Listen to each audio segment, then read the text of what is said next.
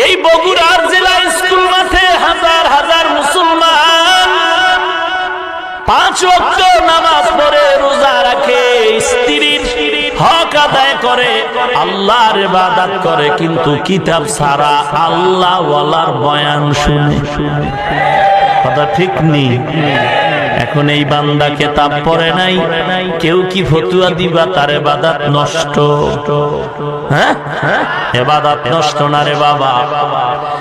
আল্লাহ পাকের ইলম অর্জনের জন্য 2 রাস্তা, কিতাব লাগবে, ব্যক্তি লাগবে। তবে কিতাবের তুলনায় ব্যক্তির মূল্য বেশি।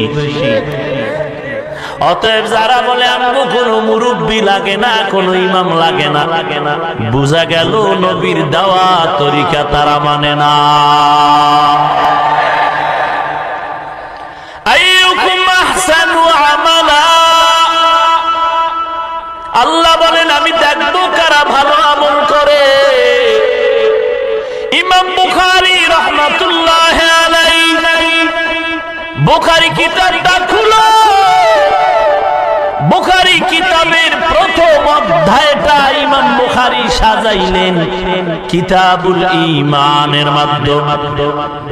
কিতাবুল ঈমান, ইমাম বুখারী প্রথম অধ্যায় সাজাইলেন ঈমানের, ভেতরে বয়ান দিলেন আমলের। ইন্নামাল আমালু বিন্নিয়াত। ইমাম বুখারী কিতাবুল ঈমান সাজাইয়া আমলের গুরুত্বের বয়ান আর বয়ান আর বয়ান।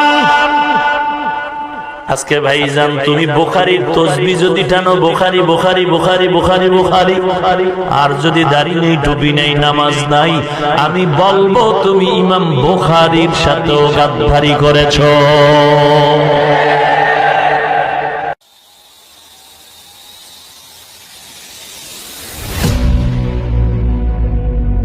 আল্লাহ পাক বলেন আমি মানুষকে প্রেরণ করেছি।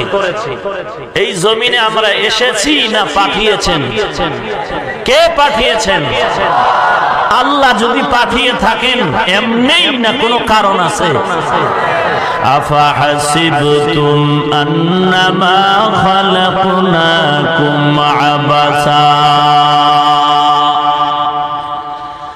আফাহাসিবতুম আন্নামা খালাকনাকুম আবাসা ওয়া আন্নাকুম ইলাইনা